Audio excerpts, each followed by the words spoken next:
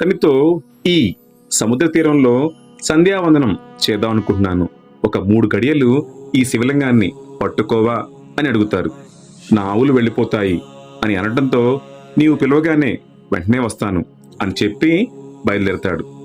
రావణ, ఇదిగో నేను 3 సార్లు మాత్రమే పిలుస్తాను, నీవు రాకపోతే నేను కింద పెట్టి వెళ్ళిపోతాను అని బదులిస్తాడు ఆ గొల్లపిల్లాడు.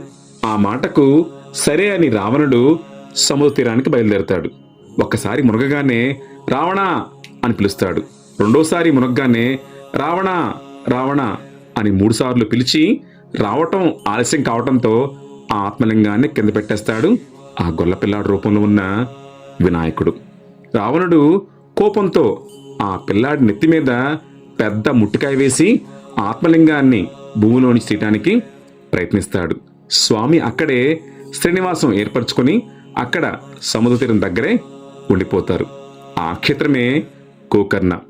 ఈ క్షేత్రంలో మనం మొదటిగా గోకర్ణ సముద్ర తీరాన్ని చేరుకుని అక్కడ సముద్ర స్నానం చేసి తరువాత ఆత్మలింగాన్ని కింద పెట్టిన గణపతిని మనం దర్శించుకుంటాం.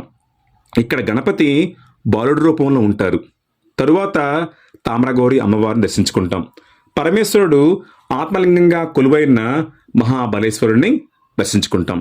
ఈ దేవాలయంలో స్వామివారిని తాకవచ్చు.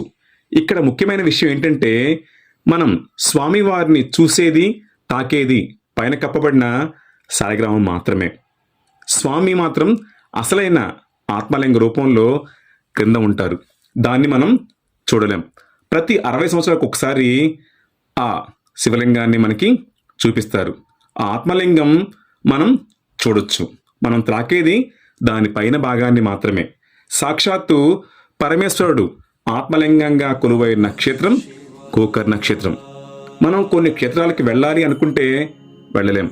వాటిల్లో కాశీ, గోకర్ణ, రామేశ్వరం. భగవంతుడి అనుగ్రహం ఉంటే తప్ప ఈ క్షేత్రాన్ని మనం దర్శించుకోలేం. తప్పకుండా మనం దర్శించవలసిన క్షేత్రాలలో గోకర్ణ మొదటి స్థానంలో ఉంటుంది. భూకైలాసంగా పిలువబడే ఈ క్షేత్రాన్ని దర్శించుకుంటే స్వామివారు మనతోనే ఎప్పుడూ ఉన్నారన్న భావన మనకి కలుగుతుంది. శంభో శంకర, హర హర హర హర మహాదేవ.